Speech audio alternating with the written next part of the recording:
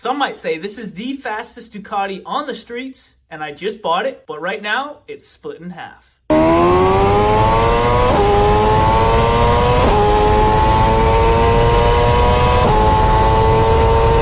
Your watch item is next on the block.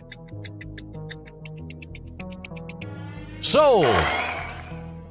Welcome back to the channel, guys. Today we're receiving a V4 Panigale. It's in pieces though. I'll show you guys what I mean. The driver should be coming down the road any minute now. This is a 2021 Panigale V4S, but she smoked.